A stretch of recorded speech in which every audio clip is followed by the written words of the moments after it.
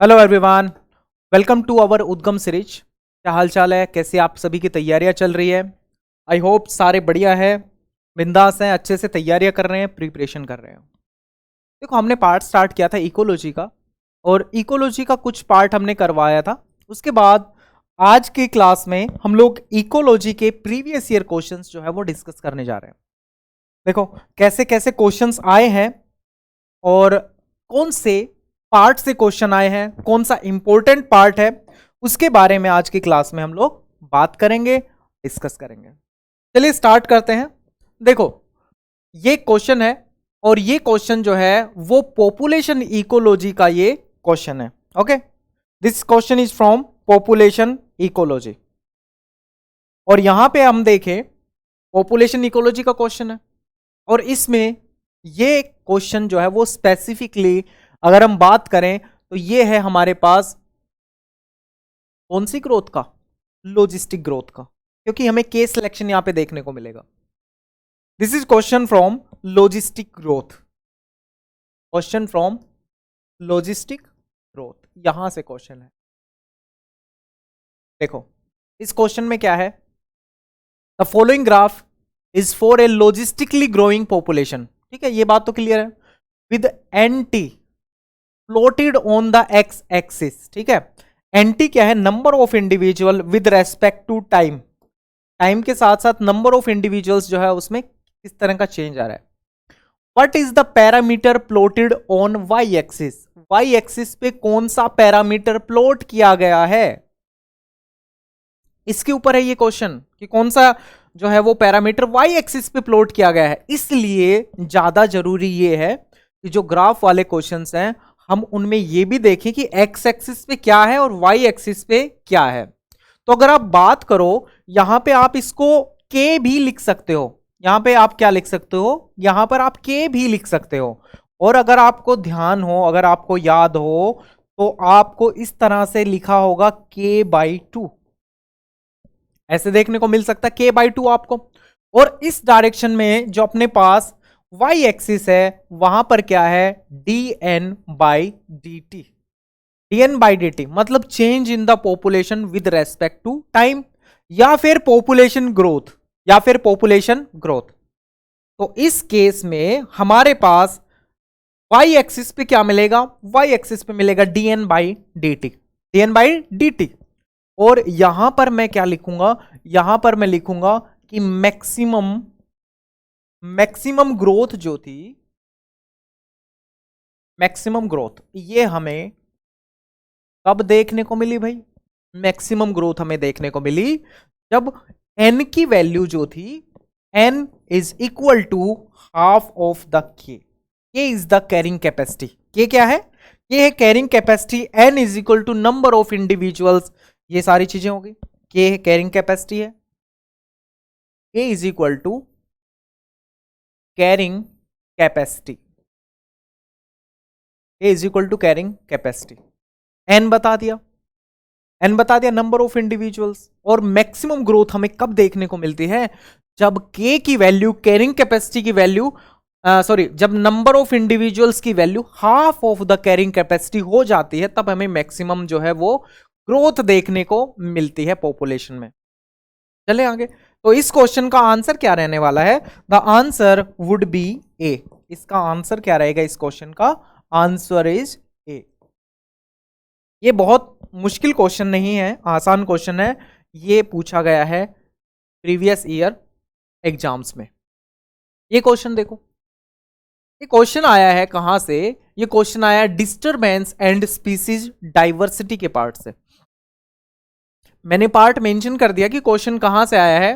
Question ये है कि which is the correct graphical representation of effect of disturbance on species diversity पर island biogeography. अगर आपने ये वाला टॉपिक पढ़ा है कि हमारे पास ये एक ग्राफ मैं ड्रॉ कर रहा हूं और इस डायरेक्शन में क्या है? यहां पर है फ्रीक्वेंसी ऑफ डिस्टरबेंस। यहां पर क्या है? यहां पर है फ्रीक्वेंसी ऑफ डिस्टरबेंस। डिस्टरबेंस की, कोई भी डिस्टरबेंस है किसी स्पीसीज को या किसी एबायोटिक फैक्टर की वजह से, ये है कंडीशन। और यहां पर क्या है, यहां पर है number of individuals. Number of individuals, या तो मैं इसको ये लिखूं, या तो मैं इसको ये लिखूं नंबर ऑफ इंडिविजुअल्स, या मैं इसको ये लिखूं population size. Number of individuals, number of individuals और पॉपुलेशन साइज। पॉपुलेशन साइज, मैं इन दोनों में से कोई भी यूज कर सकता हूं। हमने इस केस में क्या देखा था, हमने इस केस में ये देखा था कि यहां पर फ्रीक्वेंसी ऑफ डिस्टरबेंस, यहां पर डिस्टरबेंस की फ्रीक्वेंसी लो है और यहां पर डिस्टरबेंस की फ्रीक्वेंसी क्या है, हाई है। यहां पर डिस्टरबेंस की फ्रीक्वेंसी हमें हाई देखने को मिलती है और हमें इस तरह का एक ग्राफ मिलता है, ये ग्राफ देखने को मिलता है। और ये ग्राफ क्या रिप्रेजेंट करता है, ये ग्राफ यहां पर रिप्रेजेंट ये कर रहा है कि हमें जब डिस्टरबेंस बहुत कम होगा तब भी नंबर ऑफ इंडिविजुअल्स जो है वो कम रहेंगे। बायोडाइवर्सिटी की बात चल रही है ना, क्या चल रहा है, डिस्टरबेंस एंड स्पीसीज डाइवर्सिटी।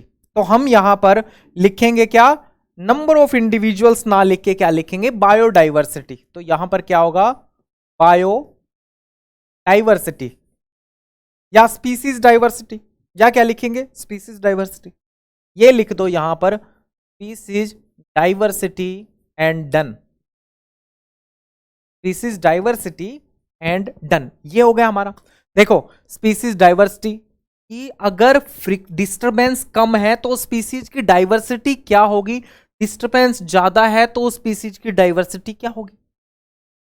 आप इस डिस्टरबेंस को एक टेम्परेचर की रेंज मान लो, ये एक डिस्टरबेंस है, ठीक है, आप मान लो कि ये टेम्परेचर जो है वो डिस्टरबेंस है। लो टेम्परेचर और हाई टेम्परेचर पे क्या इफेक्ट रहेगा, देखो यहां पर हमें जब लो डिस्टरबेंस है तब हमें क्या देखने को मिलेगा, यहां पर हमें मिलेगा लो डाइवर्सिटी, लो स्पीसीज डाइवर्सिटी।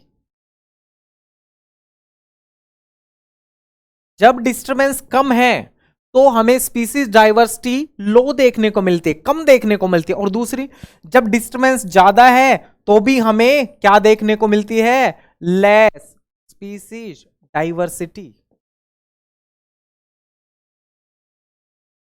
हमें लेस स्पीसीज डाइवर्सिटी देखने को मिलती है जब डिस्टरबेंस या तो कम हो या ज्यादा हो, दोनों ही केस में। और मैक्सिमम हमें डाइवर्सिटी कब देखने को मिलेगी, जब जब जब फ्रीक्वेंसी ऑफ डिस्टरबेंस जो है वो एक इंटरमीडिएट लेवल पे रहेगी, तब हमें मैक्सिमम स्पीसीज डाइवर्सिटी देखने को मिलेगी।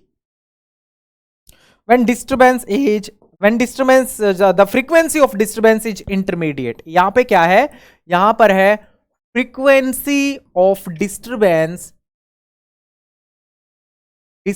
frequency of disturbance यहां पे शो हो रही है, ये क्या है, ये है इंटरमीडिएट, ये क्या है, इंटरमीडिएट। तो इस केस में हमें क्या देखने को मिल रहा है, हमें मैक्सिमम स्पीसीज डाइवर्सिटी देखने को मिल रही है। मैक्सिमम स्पीसीज डाइवर्सिटी हमें इस केस में देखने को मिल रही है। तो इससे मिलता जुलता ग्राफ जो है वो कौन सा रहेगा, इसने पूछा है क्वेश्चन में क्या पूछा है कि which is correct graphical representation of effect of disturbance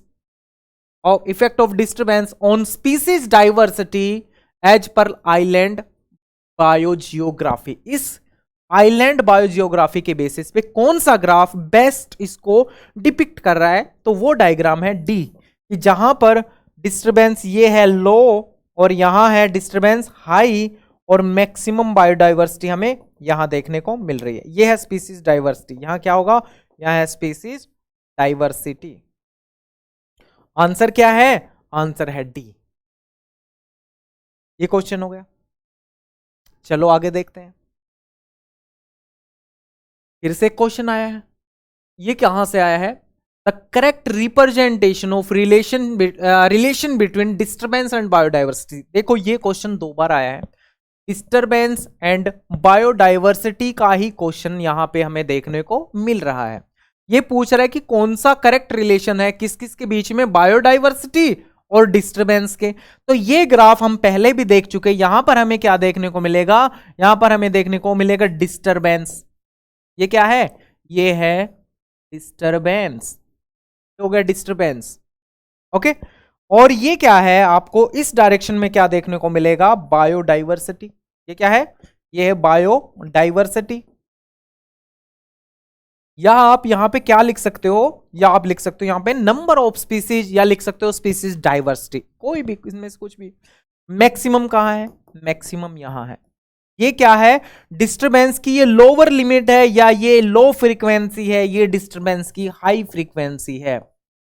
दोनों पे नंबर ऑफ इंडिविजुअल नहीं, लेकिन बायोडाइवर्सिटी, स्पीसीज डाइवर्सिटी हाई पे भी कम और लो पे भी कम।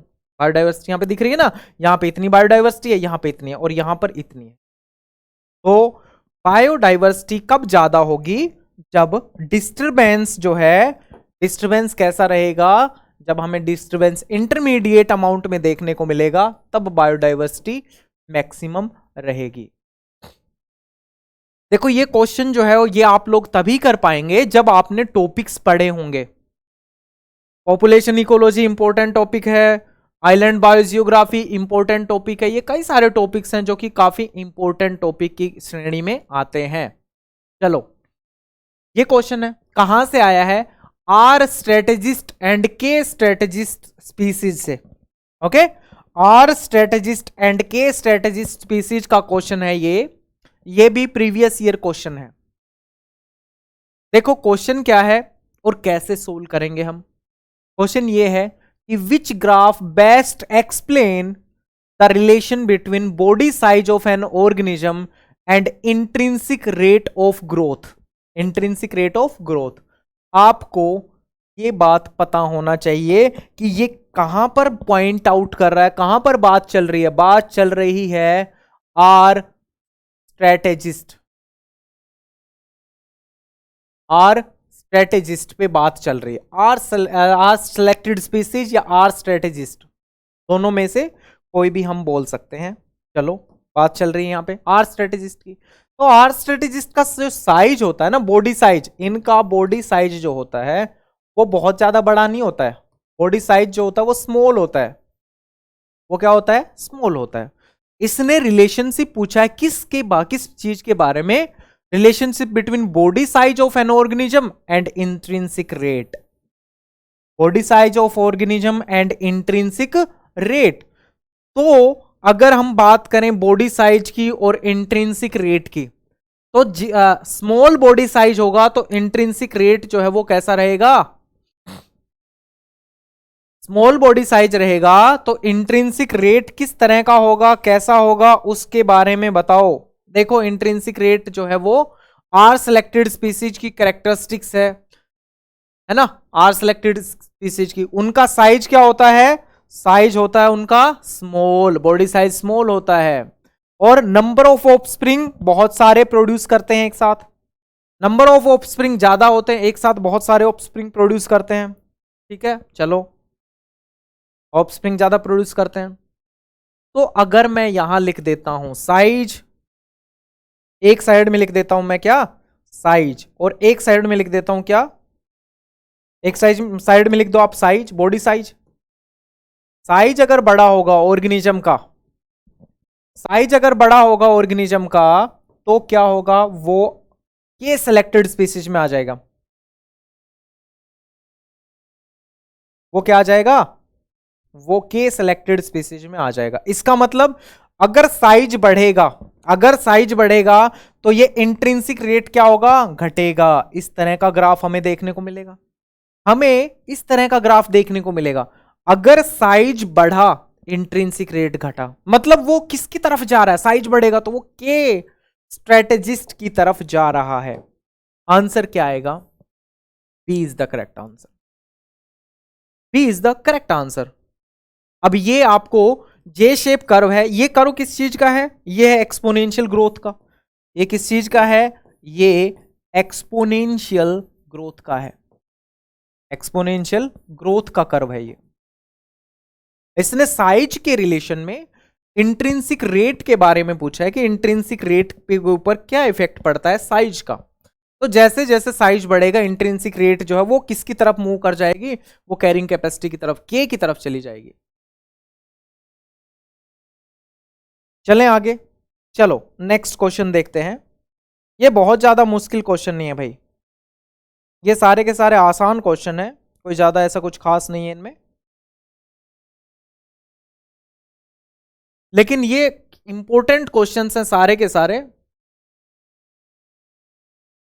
चलो ये क्वेश्चन देखो, ये क्वेश्चन हम कर चुके हैं, ये क्वेश्चन रिपीट हो गया है। देखो हाँ हमने पहला क्वेश्चन यही किया था। अब ये क्वेश्चन देखो, ये क्वेश्चन देखेंगे, देखो ये क्वेश्चन है और इसके ऑप्शंस हैं ये, option A, option B, option C, option D, ये चार ऑप्शन यहां पर आपको शो हो रहे हैं। तीन हमारे पास क्या है, we have three graph, A graph, B graph और सी ग्राफ, तीन ग्राफ है, 1 2 एंड 3। चलो आगे की बात देखते हैं, ये तीनों के तीनों ग्राफ क्या यहां पर दर्शा रहे हैं, ये तीनों के तीनों ग्राफ यहां पर शो कर रहे हैं क्या, ये शो कर रहे हैं हमारे पास पॉपुलेशन ग्रोथ। तो ये क्वेश्चन कहां से आया है, ये क्वेश्चन आया है पॉपुलेशन इकोलॉजी से, पॉपुलेशन इकोलॉजी से। और पॉपुलेशन इकोलॉजी में भी ये कहां से आया है, ये आया है पॉपुलेशन ग्रोथ से, पॉपुलेशन ग्रोथ से ये हमारे पास क्वेश्चन आया है। गॉट इट, पॉपुलेशन ग्रोथ से ये क्वेश्चन आया है। चलो आगे देखो, हमारे पास graph A B C D, इसमें एक एक्स एक्सिस पे चीजों को लिखा हुआ है, लेकिन वाई एक्सिस पे कुछ भी डिनोट नहीं किया गया है, वहां पर क्वेश्चन मार्क लगाया है वाई एक्सिस पे, और क्वेश्चन में केवल यही पूछा है कि वाई एक्सिस पे क्या लेबल किया गया है, या वाई एक्सिस किस चीज को दर्शा रहा है, कि वाई एक्सिस पे क्या लिखा जाएगा कि ये सारे सही रहेंगे। तो देखो लिखो, तो फिर क्या लिखा जाएगा, लिखो भाई, लिखो क्या लिखोगे। ये जो ए कर्व है यहां पर, ये कौन सी ग्रोथ का कर्व है, ए जो कर्व है, ए जो ग्राफ है, ये ग्राफ जो है वो हमारे पास एक्सपोनेंशियल ग्रोथ को शो कर रहा है, इसको एक्सपोनेंशियल ग्रोथ को शो कर रहा है, वो एक्सपोनेंशियल ग्रोथ, क्योंकि ये ग्राफ जे शेप आ रहा है।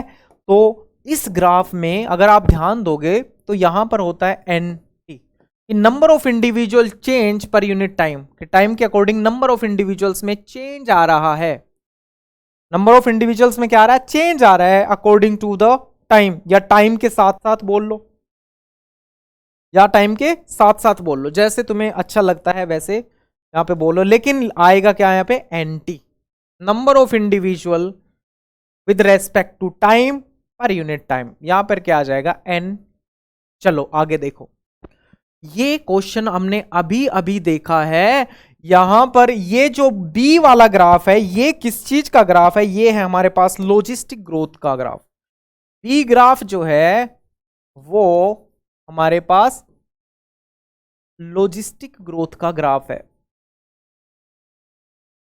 ये क्या है, लॉजिस्टिक ग्रोथ का ग्राफ है। और यहां पर अगर आपने पीछे ध्यान दिया हो तो हमने यहां पर तो लिखा था क्या, के, हमने यहां पे क्या लिखा था, हमने यहां पे लिखा था के, और यहां पर क्या लिखा था, हमने यहां पर लिखा था 1/2 के, ठीक है, ये क्या था 1/2 के, यहां पर है नंबर ऑफ इंडिविजुअल, यहां पर लिख दिया के, और ये जहां पर ये मैक्सिमम शो हो रहा है ये हाफ ऑफ द के है, तो यहां पर क्या है, यहां पर है dn/dt, अभी आपने देखा है dn/dt, देखो ध्यान से, यही तो वो क्वेश्चन था, अब वो यहां पर आ गया, ये हो गया इसका आंसर dn/dt, तो यहां है dn/dt, क्योंकि ये अच्छा हुआ यहीं पे आ गया dn/dt, और ये आपको क्या शो कर रहा है, हाफ ऑफ द के, हाफ ऑफ द के, और ये पे मैक्सिमम ग्रोथ भी यहीं पे है, मैक्सिमम ग्रोथ भी यहीं पर ही है। तो ये पार्ट को समझने के लिए मैं यहां पे जो चीजें लिख रहा हूं, अगर ये आपको समझ में नहीं आ रही हैं, इसका मतलब आपने ये पार्ट, ये टॉपिक्स पढ़े हुए ही नहीं है, उसका मतलब क्या है, ये आपने टॉपिक पढ़े हुए ही नहीं है। तो बी ग्राफ जो है वो क्या है, वो लॉजिस्टिक ग्रोथ का है, वो लॉजिस्टिक ग्रोथ का है। और ये हमारे पास जो सी है, सी वाला जो ग्राफ है वो किसका है, वो भाई एक्सपोनेंशियल ग्रोथ का है। ठीक है, एक्सपोनेंशियल ग्रोथ, एक्सपोनेंशियल ग्रोथ का। और वहां पर वाई एक्सिस पे क्या होता है, वाई एक्सिस पे होता है ln n, natural logarithm of, natural logarithm of n, वो यहां पर ये होता है। तो हमें क्या मिला, हमें हमारे पास क्या आया, तो ग्राफ ए जो है उसमें वाई एक्सिस पे क्या है, एंटी, पहली बात तो ये। ग्राफ बी जो है उसमें वाई एक्सिस पे क्या है, dn by D T, dn by D T. और हमारे पास ग्राफ सी जो है वहां पर क्या है, वहां पर है ln n, natural logarithm of n, ये है, ये हमारे पास। देखो कौन से ऑप्शन में ये मैच कर रहा है, ए में वाई एक्सिस पे एंटी, बहुत अच्छी बात है। और ये कौन सा एक्सपोनेंशियल ग्रोथ है, यहां तक तो ठीक है। बी में वाई एक्सिस पे क्या है, dn बाई डी टी, तो ये dn बाई डी टी है बी में, हाँ, और ये लॉजिस्टिक ग्रोथ है, वेरी गुड। वाई एक्सिस पे सी में क्या है, ln n, जो कि किसका है, एक्सपोनेंशियल ग्रोथ का। तो ये सारी की सारी चीजें मीट हो रही है यहाँ पे। इसका आंसर क्या आएगा, इसका आंसर हमें देखने को मिलेगा A is the correct answer of this question. 212 का आंसर क्या आएगा, ए। ये पॉपुलेशन इकोलॉजी का मैंने टॉपिक लिख दिया, क्वेश्चन आपको सोल्व करवा दिया, टॉपिक में भी पॉपुलेशन ग्रोथ में भी स्पेसिफिक मैंने मेंशन कर दिया है। अब ये देखो island biography, biogeography, island biogeography से रिलेटेड कई सारे क्वेश्चन आए हैं, अगर आप ध्यान से देखो तो मैंने स्पेसिफिकली पिक किए हैं यहाँ पे जो ग्राफिक क्वेश्चंस है, जो डायग्राम के बेसिस पे क्वेश्चंस है, जिसमें डायग्राम्स है, मैंने वो क्वेश्चन पिक किए हैं। अगर आप ध्यान से आपने आइलैंड बायोजियोग्राफी पढ़ा है तो आपको बी एक्सिस पे क्या देखने को मिलता है, एक्सटिंक्शन रेट, एक्सटिंक्शन रेट यहां पर देखने को मिलता है। और आपको ए वाले पॉइंट पे क्या देखने को मिलता है, ए वाले पॉइंट पे देखने को मिलता है आपको immigration rate, immigration rate, immigration rate. किसी भी आइलैंड के ऊपर ये सब चीजें चल रहा है, ये आपको रेट रिप्रेजेंट कर रहा है। यहां पर ये भी क्या है, रेट, ये इधर से ऐसे आता है, इधर से इस तरह से, इमिग्रेशन रेट और एक्सटिंक्शन रेट। सी जो है वो क्या वो क्या शो करता है, नंबर ऑफ स्पीसीज प्रेजेंट, और इसको हम लिखते हैं number of equilibrium species, number of equilibrium species, या फिर इक्विलिब्रियम नंबर ऑफ स्पीसीज, ये भी हो सकता है, या equilibrium number of species diversity, ये भी आपको कहीं पर देखने को मिल सकता है। ये क्या है, सी जो है वो यहां पर है number of equilibrium, number of equilibrium species, ये हो गया, नंबर ऑफ इक्विलिब्रियम स्पीसीज, ये हो गया। चलो, और इसको हम और क्या लिख सकते हैं, और लिख सकते हैं equilibrium number of species,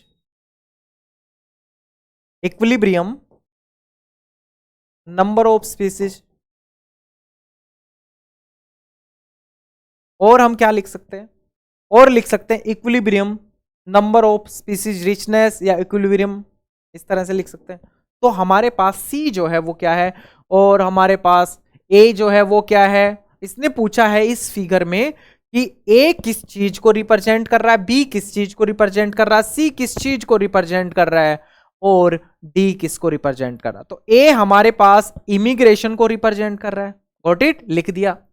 B represent कर रहा है एक्सटिंक्शन को, ये भी लिख दिया हमने, बी एक्सटिंक्शन को। सी जो है equilibrium number of species, and D किसको रिप्रेजेंट कर रहा है, डी रिप्रेजेंट कर रहा है साइज ऑफ स्पीसीज पुल, कि इसमें कितनी स्पीसीज है, इसमें कितनी स्पीसीज है। तो यहां पर डी किसको रिप्रेजेंट कर रहा है, D is equal to size of species pool, size of species pool. और यहां पर ये क्या होता है, इक्विलिब्रियम नंबर ऑफ स्पीसीज, यहां पर एक्सटिंक्शन रेट और ये इमिग्रेशन रेट जो है वो बैलेंस हो जाते हैं इस पॉइंट पे, ठीक है। एक्सटिंक्शन रेट और इमिग्रेशन रेट जो है वो दोनों के दोनों क्या हो जाते हैं, बैलेंस हो जाते हैं। तो हमारे पास 154 जो क्वेश्चन है जो आपको यहां पर शो हो रहा है, इसका क्या आंसर रहने वाला है। देखो जरा, सब कुछ तो क्लियर है, सामने है, हमने लिख दिया है 154 का जो आंसर रहेगा वो कितना रहेगा, या वो क्या रहेगा, वो रहने वाला है B, immigration, extinction, equilibrium number of species, size of species, pool. चलो आगे चलते हैं। ये देखो, आइलैंड बायोजियोग्राफी, क्वेश्चन फिर से वहां से आया है, क्वेश्चन फिर से वहां से आया है, आइलैंड बायोजियोग्राफी से ये क्वेश्चन है, प्रीवियस ईयर क्वेश्चन है।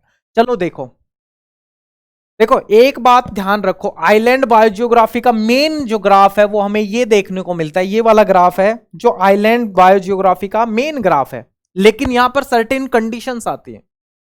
कंडीशंस क्या है, the possible relationship between level of disturbance and species diversity in a biological community are that species diversity. ये ग्राफ दिए हैं, इसने यहां पर 3 स्टेटमेंट दी है कि डिस्टरबेंस और स्पीसीज डाइवर्सिटी जो है वो उसका कोई आपस में इफेक्ट नहीं हो रहा, is unaffected bye disturbance. Species diversity is unaffected bye disturbance, तो डाइवर्सिटी के ऊपर डिस्टरबेंस का कोई असर नहीं पड़ रहा है। पहली बात तो ये, तो ऐसा कोई ग्राफ दिख रहा है जो सीधा सा जा रहा हो, डिस्टरबेंस कम से ज्यादा की तरफ हुआ और डिस्टरबेंस कम से ज्यादा की तरफ हुआ और स्पीसीज डाइवर्सिटी इतनी की इतनी है इस लेवल पे।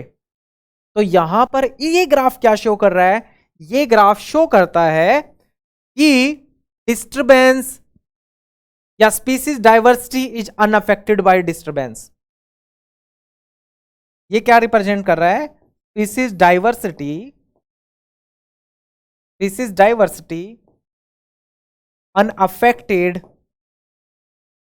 Unaffected bye disturbance.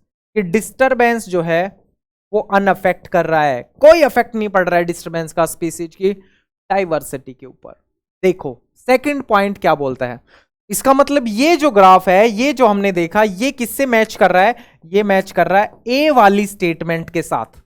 सेकंड पे देखो कि species diversity is highest eight intermediate level of disturbance. ये बात मेन बात है, मेन मुद्दा है आइलैंड बायोजियोग्राफी के बारे में। जब हम स्टडी करते हैं हम देखते हैं डिस्टरबेंस का क्या इफेक्ट है स्पीसीज बायोडाइवर्सिटी के ऊपर, तो वो इफेक्ट ये है। तो ये जो थर्ड है वो क्या कर रहा है कि हाईएस्ट बायोडाइवर्सिटी हमें कब देखने को मिलती है, जब intermediate level of disturbance present होता है, ये वाला। तो स्टेटमेंट बी जो है वो किसके साथ मैच कर रही है, नंबर थर्ड के साथ।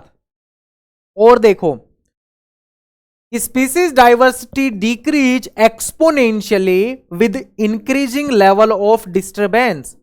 स्पीसीज डाइवर्सिटी जो है वो डिक्रीज हो रही है, किसके साथ साथ,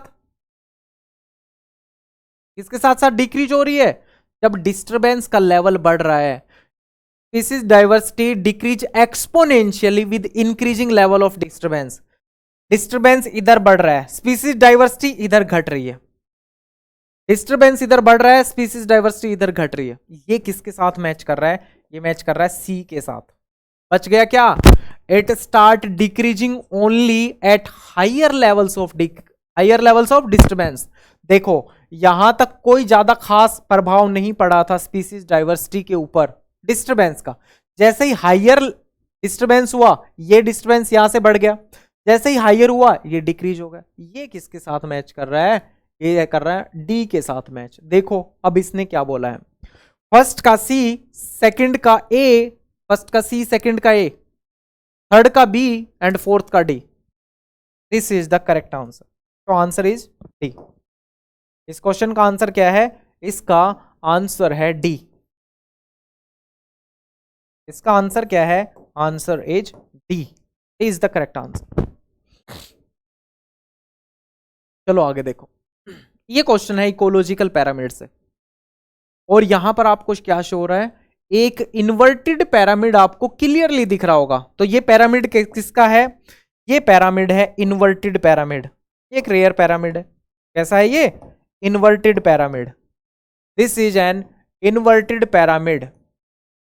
और ये कहां पर देखने को मिलता है, हमारे पास एक इन्वर्टेड पिरामिड है। और ये हमें कहां कहां देखने को मिलेगा, किस किस इकोसिस्टम में देखने को मिलेगा। क्वेश्चन है फ्रॉम इकोलॉजिकल पिरामिड्स।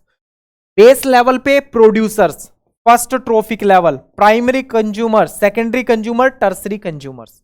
मतलब सबसे ज्यादा क्या है, टर्सरी कंज्यूमर्स। तो अब ये पिरामिड किस किस चीज का हो सकता है, क्वेश्चन में क्या पूछा है, द अबव पिरामिड रिप्रेजेंट्स। तो रिप्रेजेंट्स किसको करता है, ये एनर्जी का पिरामिड तो कतई नहीं हो सकता है, क्योंकि एनर्जी का पिरामिड इज ऑलवेज अपराइट। तो पहला स्टेटमेंट ये कि एनर्जी का पिरामिड तो बिल्कुल भी नहीं है। तो ये पिरामिड किसका हो सकता है, it can be the pyramid of, it can be the pyramid of, या तो वो मास का पिरामिड है, बायोमास का, या फिर पिरामिड ऑफ नंबर भी हो सकता है। It can be pyramid of number,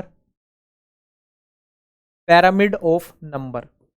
तो बायोमास का पिरामिड इन्वर्टेड आपको कहां पर देखने को मिलेगा, pyramid of biomass, pyramid of biomass. और वो भी कैसा, इन्वर्टेड, वो भी कैसा, वो भी इन्वर्टेड। कहां पर देखने को मिलेगा भाई, देखो कहां पर देखने को मिलेगा, ये हमें देखने को मिलेगा मैरीन इकोसिस्टम। क्या, किसमें, मैरीन इकोसिस्टम। पहली बात तो ये मैरीन इकोसिस्टम का जो पिरामिड ऑफ बायोमास होता है वो इन्वर्टेड होता है, एक कंडीशन तो ये।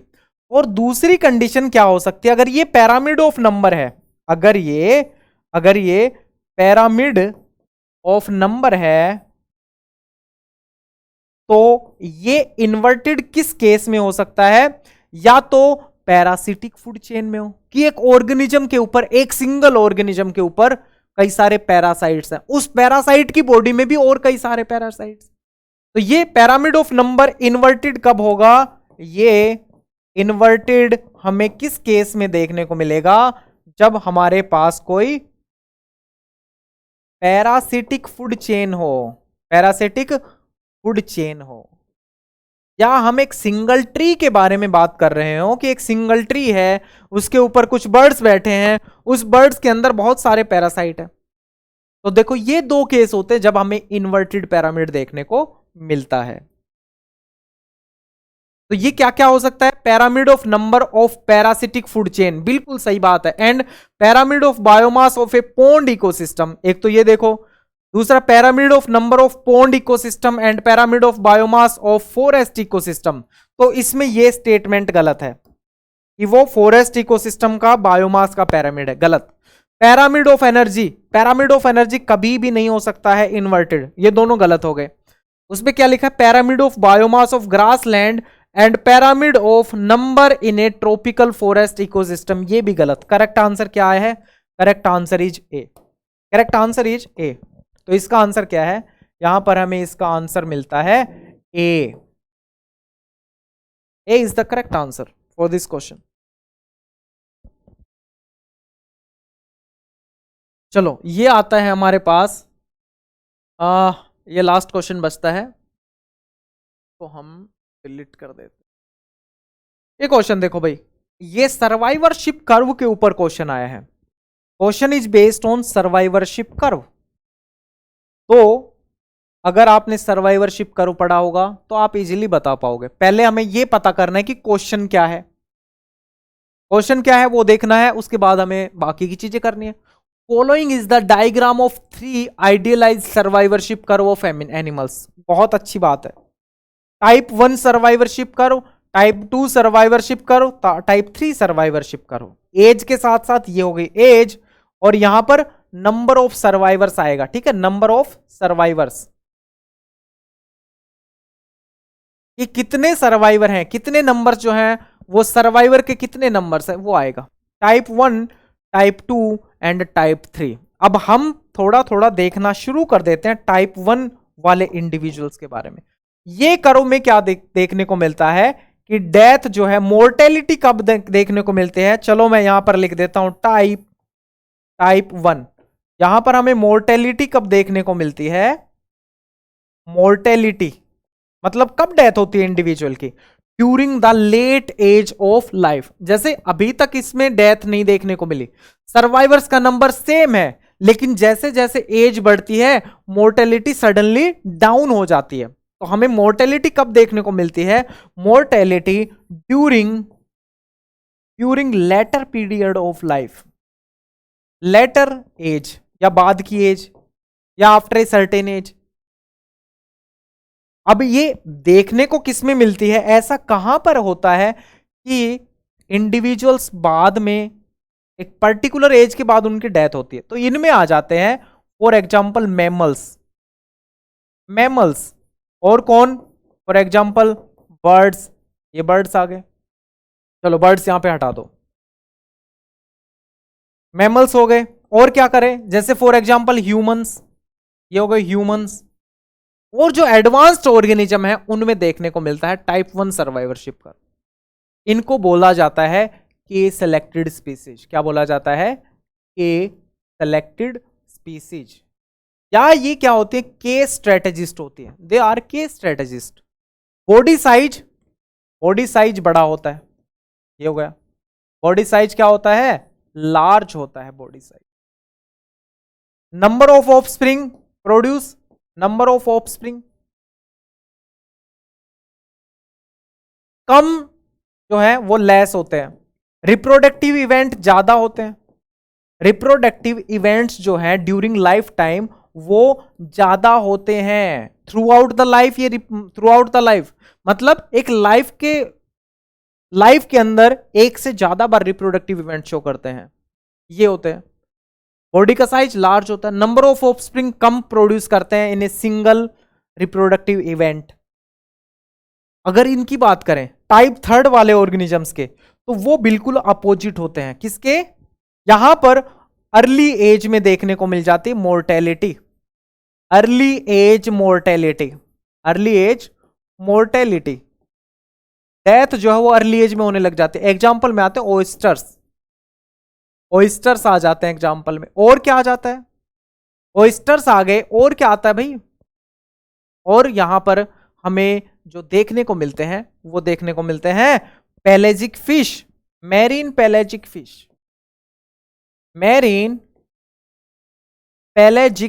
फिश। ये फिश जो होते हैं पेलेजिक एरिया में प्रेजेंट होती है, पेलेजिक रीजन ऑफ सी में प्रेजेंट होती है। और ये यहां पे हमें देखने को मिलता है आर सेलेक्टेड स्पीसीज होती है, ये होती है के सेलेक्टेड स्पीसीज। अब आपको आर सिलेक्शन और के सिलेक्शन के बारे में बहुत अच्छे से पता होना चाहिए अगर आप ये वाला सर्वाइवरशिप कर्व या सर्वाइवरशिप ग्राफ के बारे में पढ़ते हैं तो।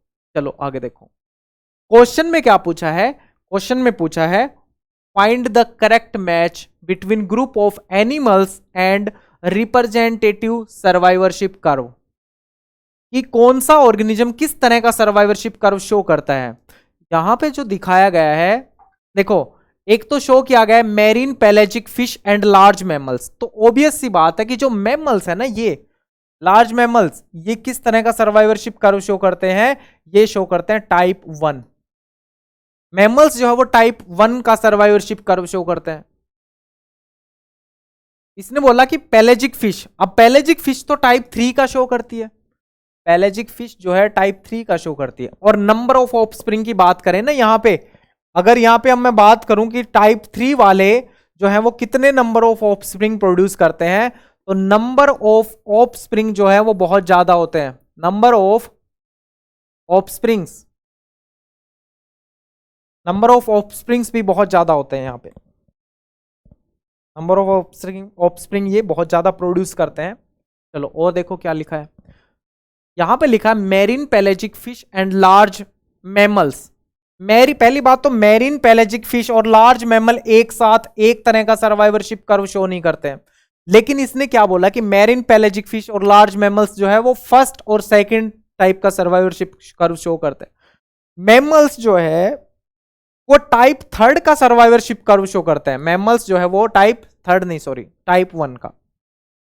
मैमल्स जो है वो टाइप वन का सर्वाइवरशिप कर्व शो करते हैं भाई, टाइप वन। और पेलेजिक फिश टाइप थ्री का। चलो, some birds and large mammals, ये बात ठीक है, ये बात बिल्कुल ठीक है। Some birds and large mammal ये type one survivorship curve show करते हैं, बिल्कुल सही बात है। ये type one survivorship curve show करते हैं, बहुत सही बात है। एंड थर्ड रेस्पेक्टिवली, भाई हम बर्ड्स और मैमल्स के बीच में रह गए, तो ये तो यहां तक तो बात ठीक है, लेकिन ये गलत है। ये क्या है? गलत है, ये गलत है। तो फिर आओ आगे, यहां पर आओ। पेलेजिक फिश ये कौन सा शो करती है? Marine pelagic fish and some bird. तो पेलेजिक फिश तो टाइप थ्री ही शो करती हैं, और बर्ड्स जो है वो टाइप, पेलेजिक फिश जो है वो कौन सा ग्राफ शो करती है? वो ग्राफ शो करती है टाइप थर्ड, टाइप थर्ड यहां पे लिखा है मेरीन पेलेजिक फिश। और बर्ड्स कौन सा शो करते हैं? बर्ड्स शो करते हैं फर्स्ट। यहां पर पूरे का पूरा उल्टा लिख दिया। बर्ड्स कौन सा शो करते हैं? फर्स्ट का, मेरीन पेलेजिक थर्ड का। ये गलत, पहली बात ये गलत, ठीक है। Marine pelagic fish and large mammals, pelagic fish third करती है और मैमल्स फर्स्ट करते हैं, ये भी उल्टा। सही कौन? ये पेलेजिक फिश जो है वो थर्ड शो करती हैं, और लार्ज मैमल्स हैं वो टाइप फर्स्ट सर्वाइवरशिप कर्व को शो करते हैं। पेलेजिक फिश कौन से रीजन में रहती है?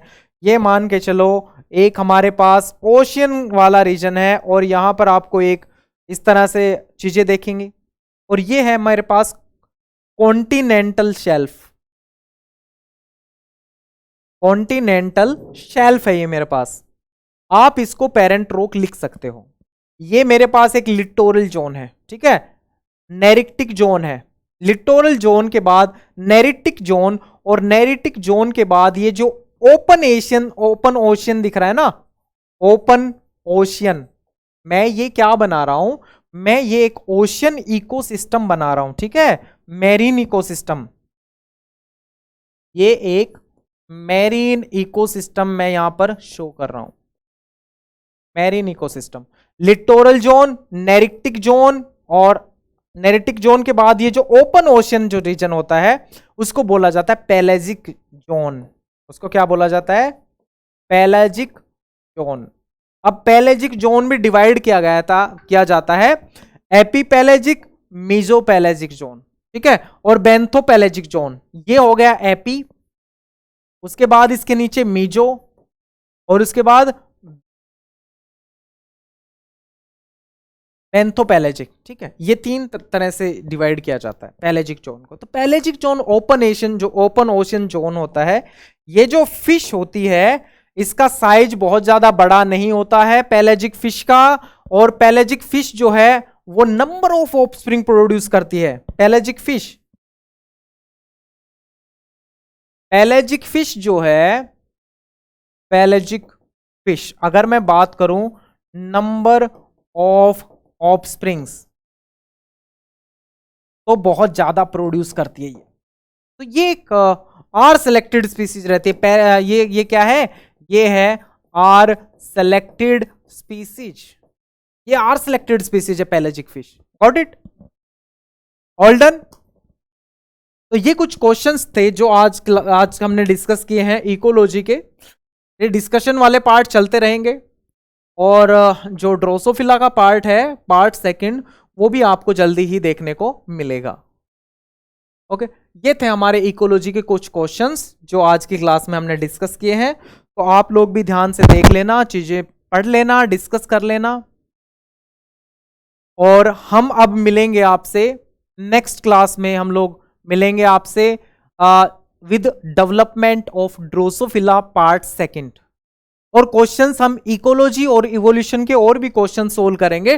ड्रोसोफिला के क्वेश्चन हम अपनी क्लास में ही डिस्कस कर लेंगे। उसके बाद उसके लिए हम बहुत ज्यादा जो है स्पेसिफिक लेक्चर्स नहीं लाएंगे, हम लोग क्लास में ही ड्रोसोफिला के डेवलपमेंट के क्वेश्चंस जो है वो डिस्कस कर लेंगे। आई होप कि आपको वो पार्ट अच्छा लगा होगा।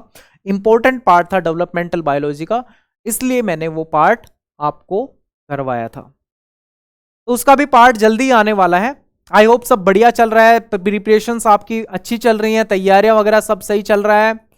तो चलिए ठीक है, मिलेंगे अब नेक्स्ट क्लास में, हम लोग डिस्कस करते हैं बाकी की सभी पार्ट्स। तो भैया पढ़ना भी शुरू कर दो आप सभी लोग, ये बेनिफिशियल चीज़ें हैं आपके लिए। और एग्ज़ाम डेट आ चुकी है आप सभी की, एग्ज़ाम भी आपका होगा 26, 27, 28 ऑफ दिसंबर। आपको 15 दिन एक्स्ट्रा मिले हैं as compare to regular CSIR NET exam. तो उस चीज का भरपूर फायदा उठाएं, तैयारी करें, अच्छे से रिविजन्स करें और फिर क्वेश्चन प्रैक्टिस की तरफ जाएं।